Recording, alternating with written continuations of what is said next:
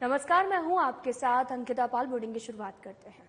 राजस्थान पर्यटन के क्षेत्र में नए आयाम को स्थापित करने के लिए सरकार लगातार प्रयास कर रही है। भजनलाल सरकार प्रदेश में निवेश को बढ़ावा देने के लिए राइजिंग राजस्थान पर्यटन प्री समिट में पर्यटन के क्षेत्र में लगभग 142 प्रस्तावों से 14,000 करोड़ का निवेश करने वाले निवेशकों का स्वागत किया गया है। इस दौरान सीएम भजनलाल शर्मा ने निवेशकों को संबोधित किया। देखिए हमारी इस रिपोर्ट में।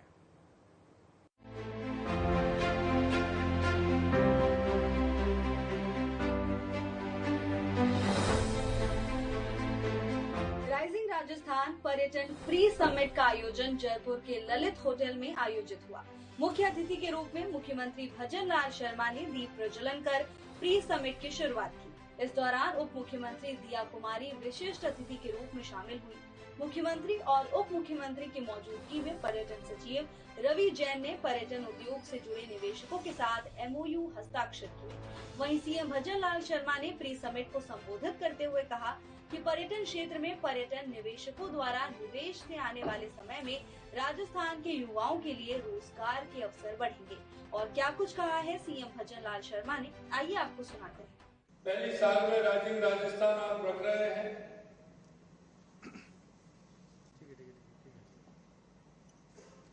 कैसे हो पाएगा, समय कम है, लोगों के समय 3-3, 4-4, 5-5 महीने पहले, 6 महीने पहले बुक हो जाते हैं। हमने कहा ये राजस्थान की धरती है, ये शक्ति और भक्ति की धरती है, ये समर्पण की धरती है। अगर इरादे नेक होंगे, अगर कार्यक्रम तय भी हो गए होंगे तो वो कैंसिल होंगे, लेकिन राइजिंग राजस्थान दिसंबर में ही होगा। और हम समझते हैं कि हमारी ये दृढ़ इच्छा शक्ति, इसको बनाने वाला और इसको करवाने वाला कहीं ना कहीं उस ऊपर वाले की मेहरबानी है। और आप देख रहे हो कि लगातार आपने देखा होगा, क्योंकि जैसे ही हमारी सरकार बनी, हमें कई कामों को लेकर के बड़ी चिंता थी। क्योंकि जब हमारी सरकार आई तो हमने देखा कि हमारे राजस्थान की नींव मजबूत कैसे हो सकती है, ऐसी क्या आवश्यकता है जो हमें सबसे पहले करनी है। हमें लगा कि हमारे राजस्थान में 2 बातों की आवश्यकता सबसे पहले है, और वो आवश्यकता है कि हम विकसित राजस्थान बनाने के लिए, समृद्ध राजस्थान बनाने के लिए, मजबूत राजस्थान बनाने के लिए, राजस्थान को आगे बढ़ाने के लिए सबसे पहले आवश्यकता होती है तो पानी की होती है, और दूसरे नंबर आवश्यकता होती है तो बिजली की होती है, और तीसरे नंबर आवश्यकता होती है तो रोड कनेक्टिविटी की होती है। हमने हमारी सरकार आते हैं सबसे पहले इन्हीं 3 विषयों को लिया। और मित्रों, आपने देखा होगा कि सबसे पहले हमारा जो हमारी ERCP की योजना है, वो पर्यटन को भी बढ़ावा देगी, उद्योग को भी बढ़ावा देगी, कृषि को भी बढ़ावा देने का काम करेगी, पीने के पानी की भी व्यवस्था होगी। तो हमने सबसे पहले पानी के लिए व्यवस्था की, तो ERCP को लेकर के आए, उस पर हमारा MOU हुआ। फिर हमने देखा कि ये हमारी योजना है, ये राजस्थान के पुराने जो 13 जिले उनके लिए है, नए जिले उसमें कुछ बड़े हैं, लेकिन लेकिन हमने कहा इससे काम नहीं चलेगा, तो हमने हमारे शेखावाटी के लिए यमुना जल समझौता किया। और मैं धन्यवाद देना चाहता हूं हरियाणा की सरकार को कि आज उन्होंने हरियाणा जल समझौते पर मोहर लगा दी और वो भी जल्दी होने वाला है।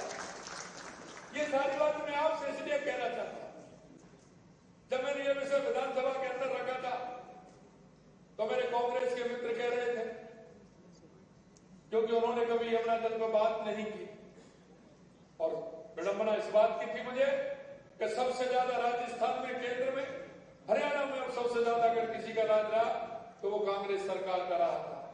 मैंने कहा था आपने पानी के लिए एक पत्र भी नहीं लिखा, लेकिन उन्होंने कहा हमने लिखा।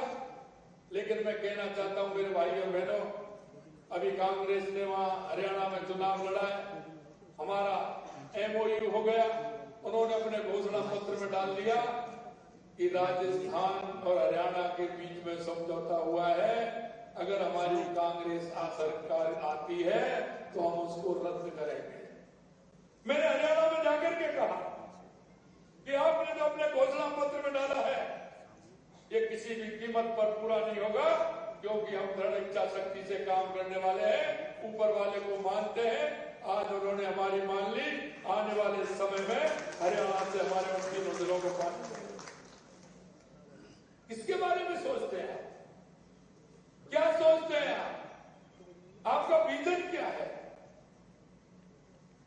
इसीलिए मैं कहता हूं कि जो काम करने वाले होते हैं उनको दुनिया की कोई ताकत नहीं रोक सकती, क्योंकि उस पर सारी जनता की नजरें होती हैं, जनता का आशीर्वाद होता है, और जब जनता का आशीर्वाद होता है तो ऊपर वाला भी मेहरबान हो जाता है, और जब ऊपर वाला मेहरबान होता है तो कोई काम रुकता नहीं है। क्योंकि मैं आज इसलिए कहना चाहता हूं कि उन्होंने कहा, और मैं जो हरियाणा में जब चुनाव में गया था तो मैं यही कह करके आया था, और मेरी उस ऊपर वाले ने, बंसी वाले ने बात सुनी और उसने कह दिया चिंता मत करिए, राजस्थान को पूरा पानी मिलेगा।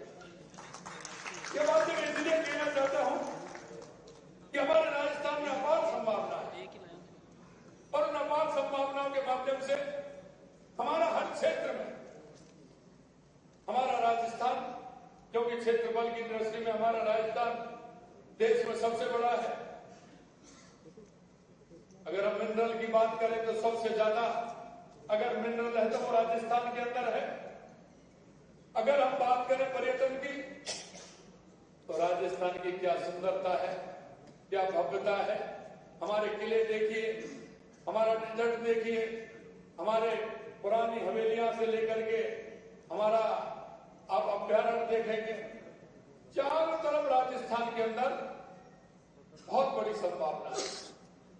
इधर चलोगे आप मेहंदीपुर वाला, थोड़े से चलोगे तो गिरिराज की, उससे इधर आओगे घूम करके तो भरतरी महाराज की, इधर अगर चलोगे तो घाटू श्याम की, थोड़े से चलोगे तो सालासर की, और चलोगे तो करणी माता जी। आप देखिए हमारे सालासर बालाजी से लेकर के, हमारे श्रीनाथ जी से लेकर के, सामरिया सिंह जी से लेकर के कितने हमारी माता है, कितना हमारा त्रिपुरा सुंदरी, वेणेश्वर धाम, सीता अभ्यारण्य, कितना हमारा पर्यटन। मैं अभी जन्माष्टमी के दिन गिरिराज जी गया, उससे पहले एक दिन में मध्य प्रदेश हमारे मुख्यमंत्री जी के ERCB के काम के लिए मैं गया। उन्होंने कहा भाई साहब कि कोई नया काम ये होना चाहिए कि हमारे भगवान कृष्ण मथुरा से उज्जैन संदीपन गुरु जी के आश्रम में शिक्षा लेने आए, यहाँ सब आए थे।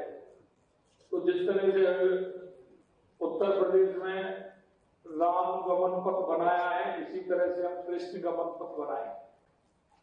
उन्होंने कहा वैसा भी तो अच्छी बात है, क्योंकि मोहन यादव जी ने कहा कि मैं भी चाहता हूं। मैंने कहा हम भी चाहते हैं। तो कृष्ण जन्माष्टमी के दिन सुबह तो मैं उनकी जन्मस्थली मथुरा गया और शाम को मैं संदीपन गुरु के आश्रम में गया। उन्होंने वहां घोषणा की, हमने यहाँ घोषणा की कि हम कृष्ण गमन पथ बनाएंगे, तो भगवान मथुरा से लेकर के भरतपुर होते हुए करौली होते हुए, कोटा होते हुए, झालावाड़ होते हुए उज्जैन गए थे। उस रास्ते को भी हम बनाएंगे, जिससे एक हमारा पर्यटन का काम और हमारा धार्मिक पर्यटन स्थल हमारा बन सके। देखिए, हमें हमारे राजस्थान को किस तरह से आगे बढ़ाना है, हमें हमेशा उस बात में हमें सोचना पड़ेगा। और इसलिए मैं कहना चाहता हूं, और मैंने जैसा बताया, हमारे बहुत ये है कि आपने देखा होगा कि कई स्थल तो हमारे ऐसे हैं जिनको हम ठीक प्रकार से अगर उनका हम डेवलपमेंट करेंगे तो हमारे पर्यटक, हर तीसरा पर्यटक में आता है। मेरी जो सोच इतना है कि हम पर्यटक को ज्यादा से ज्यादा राजस्थान में किस तरह से रोक पाते हैं। जितने दिन हम उसको रोकेंगे उतना ही ज्यादा राजस्थान को फायदा होगा। इसलिए मैं कहना चाहता हूं कि आप सभी इस क्षेत्र से जुड़े हुए हैं, आपके अच्छे सुझाव भी आ सकते हैं, क्योंकि मैं तो सिर्फ पर्यटक ही हूं। जहां मैं जाता हूं वहां दर्शन करके देख करके आ जाता हूं। आप तो उस क्षेत्र में काम करते हैं, इसलिए आपका अनुभव बहुत बड़ा है। और मैं इस बात को कहता हूं कि अनुभव की कोई उम्र नहीं होती। अनुभव जीवन का ऐसा नहीं है कि अंत में तक भी अनुभव आते रहते हैं। पर आप उस क्षेत्र में काम करते हैं, इसलिए मैं आप सभी का आभार करना चाहता हूं। आप पर्यटन के क्षेत्र में जो काम करते हैं, आपके जो अच्छे अच्छे सुझाव है, हमारी वेबसाइट पर भी डालिए। हमको ऐसे सुझाव हमारे पास पहुंचाइए, जिन सुझावों के माध्यम से हम राजस्थान की मजबूती के लिए काम कर सकते हैं। आपके ऐसे सुझाव तो राजस्थान को एक कदम बढ़ाने के लिए उपयोगी हो सकते हैं, क्योंकि हम ये नहीं मानते कि सारी बातें हम ही जानते हैं, कि हम जिस क्षेत्र में है वो वही लोग जानते हैं। मैं आपसे कहना चाहता हूं, आपका अनुभव बहुत बड़ा है, आप उस क्षेत्र में काम करते हैं। और जैसा मैंने कहा, हमारे यहाँ पैलेस ऑफ व्हील आप चला रहे हैं। मैं आपसे कहना चाहता हूं, एक ही क्यों चला रहे हैं, एक दौर बड़ा है ना, क्या दिक्कत आ रही है?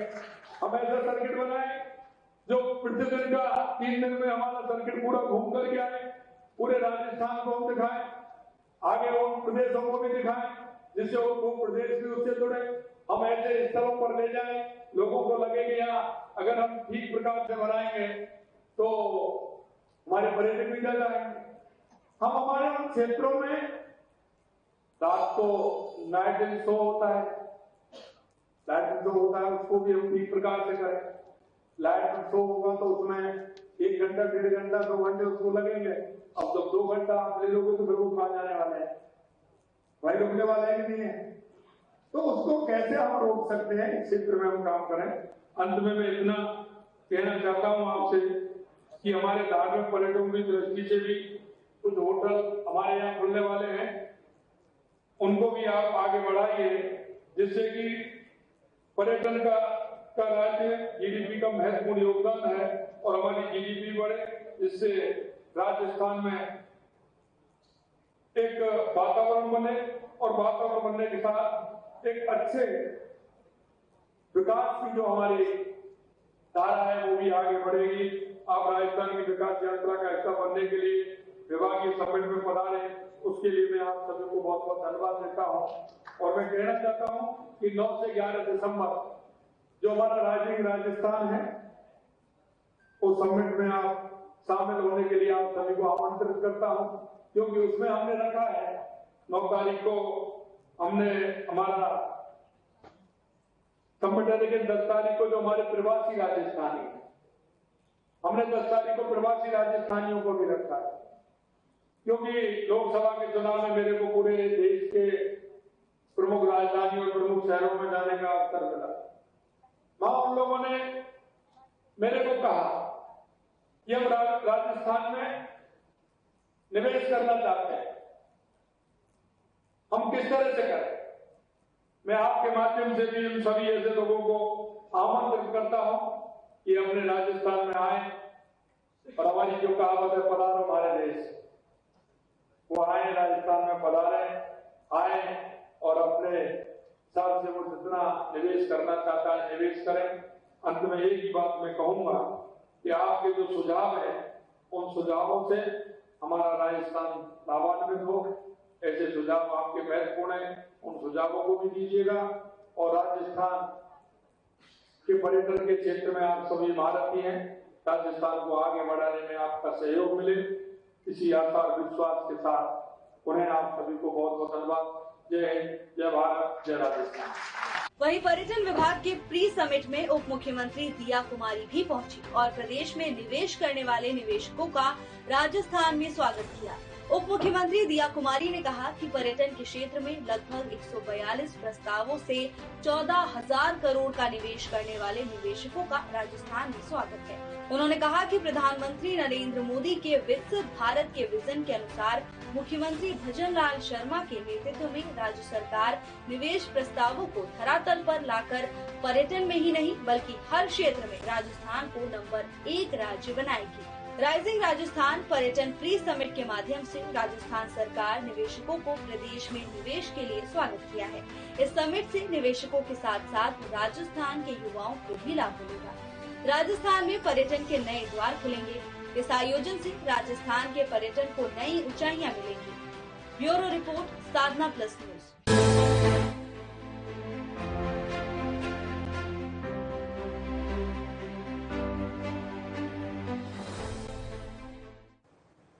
वहीं राज्यपाल हरिभाऊ बागड़े ने देश के सुप्रसिद्ध उद्योगपति रतन टाटा के निधन पर गहरा शोक व्यक्त किया है।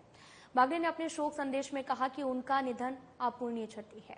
वहीं राज्यपाल ने यह भी कहा कि राष्ट्रीयता से जुड़े रतन टाटा ने भारतीय उद्योग जगत में अपनी मौलिक दृष्टि से देश को वैश्विक पहचान दी है। उन्होंने स्वर्गीय रतन टाटा के औद्योगिक और सामाजिक सरोकारों को भी स्मरण करते हुए कहा कि वे दूरदृष्टि वाले, उद्यमिता को बढ़ावा देने वाले लोकप्रिय उद्यमी थे। राज्यपाल ने ईश्वर से पुण्यात्मा की शांति और परिजनों को ये दुख सहन करने की शक्ति प्रदान करने की कामना की है। राजस्थान के मुख्यमंत्री भजन लाल शर्मा ने गुरुवार को राजभवन पहुंचकर राज्यपाल हरिभाऊ बागड़े से मुलाकात की है। इस दौरान उन्होंने राज्य के विकास से जुड़े कई मुद्दों पर चर्चा की है। आपको ये भी बताते चले कि मुख्यमंत्री भजन लाल शर्मा की राज्यपाल से ये शिष्टाचार भेंट रही है।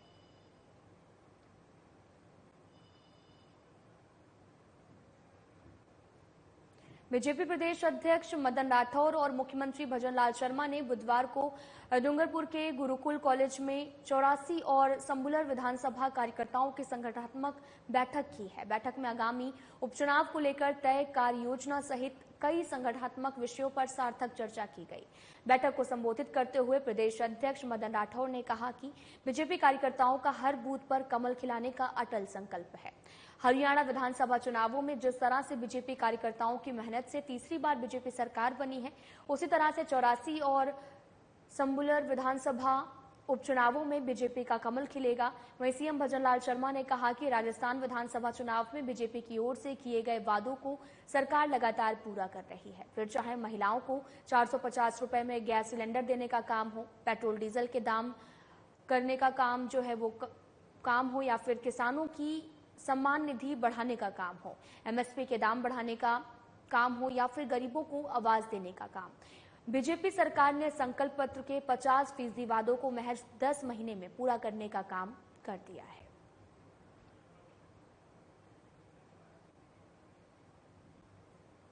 खबर उनियारा से है, जहां पर ऊर्जा और जिला प्रभारी मंत्री हीरालाल नागर ग्राम पंचायत रूपवास पहुंचे हैं। इस दौरान उपखंड उनियारा की कई ग्राम पंचायतों में आमजन को हीरालाल नागर विकास कार्यों की सौगात देंगे, जिसमें ग्राम पंचायत रूपवास, बनेठा, रूपपुरा और सुरेली में विकास कार्यों के लोकार्पण शिलान्यास कार्यक्रम में शामिल होंगे। साथ ही जन सुनवाई कर ग्रामीणों की समस्याओं को भी सुनेंगे।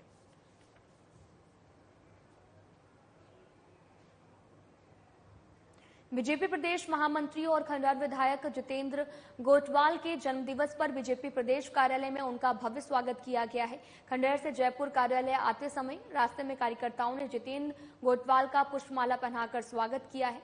मिठाई खिलाकर बधाई दी। इस दौरान बीजेपी कार्यालय प्रभारी मुकेश पारिक ने बताया कि बीजेपी कार्यालय में महामंत्री जितेंद्र गोटवाल को दुपट्टा पहनाकर और मिठाई खिलाकर बधाई दी गई है। बीजेपी कार्यालय में बड़ी संख्या में कार्यकर्ताओं ने जितेंद्र गोटवाल को पुष्पमाला पहनाई और इस दौरान कार्यालय सह प्रभारी भवानी शंकर शर्मा, रजनीश चनाना के साथ में सुरेश गर्ग, खेमचंद शर्मा, भवानी सिंह, कालू मीणा सहित कई कार्यकर्ताओं ने शुभकामनाएं दी हैं।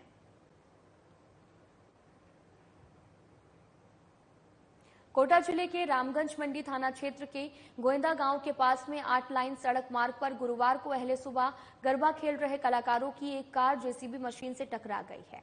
हादसे में एक कलाकार की मौत हो गई जबकि अन्य 4 कलाकार घायल हो गए हैं, जिन्हें 108 की मदद से झालावाड़ रेफर किया गया है, जिनका उपचार किया जा रहा है। बताया ये भी जा रहा है कि लोक कलाकार मध्य प्रदेश के खाचरोड से गरबे का कार्यक्रम कर उदयपुर जा रहे थे। इसी दौरान रामगंज मंडी थाना क्षेत्र के 8 लाइन सड़क मार्ग पर हादसा हो गया है।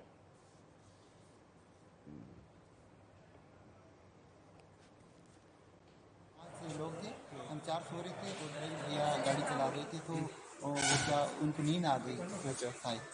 और उस वजह से वो डिवाइडर पता नहीं वही था और टकरा के मतलब तो आप जो नृत्य कलाकार का कार्य करते हो? हाँ, हम लोग नृत्य कलाकार राजस्थान के। और कहाँ? सारे राजस्थान के ही? हाँ, राजस्थान के।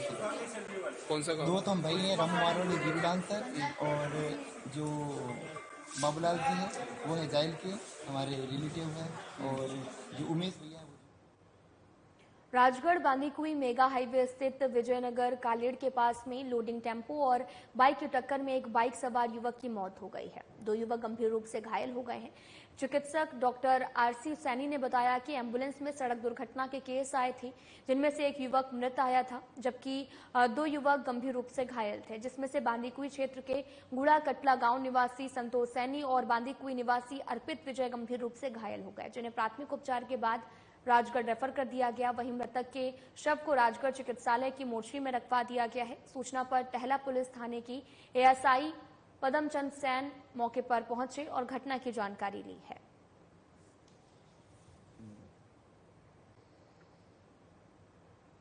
एक्सीडेंट के केस आए थे, 3 लोग थे जिनमें से एक ब्रॉड डेड आया था और 2 लोग सीरियस रूप से घायल थे। एक घायल संतोष सन ऑफ रमसी राम सैनी जो गुड़ा कटला का रहने वाला था, दूसरा घायल अर्पित सन ऑफ बनवारी लाल विजय बांदीकुई से रहने वाला था।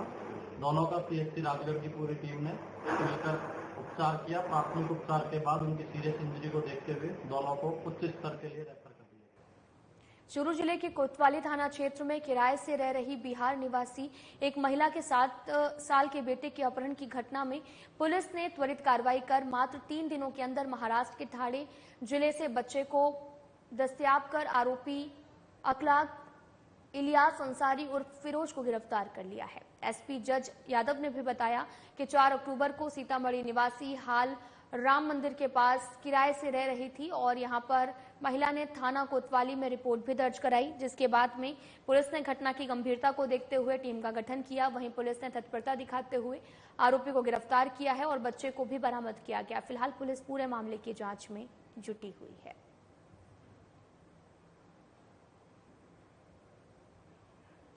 टोंक के बरौनी थाना इलाके के नेशनल हाईवे 52 पर अज्ञात वाहन की चपेट में आने से युवक की दर्दनाक मौत हो गई है। घटना की सूचना मिलते ही मौके पर पहुंची बरौनी थाना पुलिस ने शव को अस्पताल की मोर्चरी में रखवाकर परिजनों को सूचित किया। पुलिस ने बताया कि मृतक युवक हाड़ीकला निवासी पारस चौधरी और सुबह हाईवे पर रोड क्रॉस करते समय अज्ञात वाहन की चपेट में आने से उसकी मौत हो गई है। पुलिस ने मुकदमा दर्ज कर आगे की कार्रवाई भी शुरू कर दी है। बात है, इतला मिली कि NH 52 पर कोई वाहन एक व्यक्ति को टक्कर मारकर चला गया है और व्यक्ति रोड पर पड़ा हुआ है। इस इतला पर मैं जाब्ता के मौके पर पहुंचे, जहां पर एक व्यक्ति घायल अवस्था में पड़ा हुआ था, जिसको एम्बुलेंस की मदद से अस्पताल में लाया गया। जहां जालौर जिले के भीनमाल कस्बे में जुजाड़ी रोड स्थित एक स्पा सेंटर पर भारतीय और विदेशी युवतियों से अनैतिक कृत्य करवाए जाने की सूचना मिलने पर पुलिस ने छापेमारी की है। इस दौरान पुलिस ने थाईलैंड निवासी 2 विदेशी युवतियों सहित कुल 8 लोगों को गिरफ्तार किया। इसको लेकर एसपी ज्ञानचंद्र यादव ने भी बताया कि बुधवार को भीनमाल कस्बे में जुजाड़ी रोड पर स्थित एक स्पा सेंटर पर भारतीय और विदेशी युवतियों से अनैतिक कार्य कराए जाने की सूचना मिली है। सूचना पर अतिरिक्त पुलिस अधीक्षक मोटाराम गोदारा और सीओ अन्नराज राजपुरोहित के सुपरविजन और एसएचओ रामेश्वर भाटी के नेतृत्व में टीम गठित कर दबिश दी गई। इस दौरान कुल 8 लोगों को गिरफ्तार किया गया है।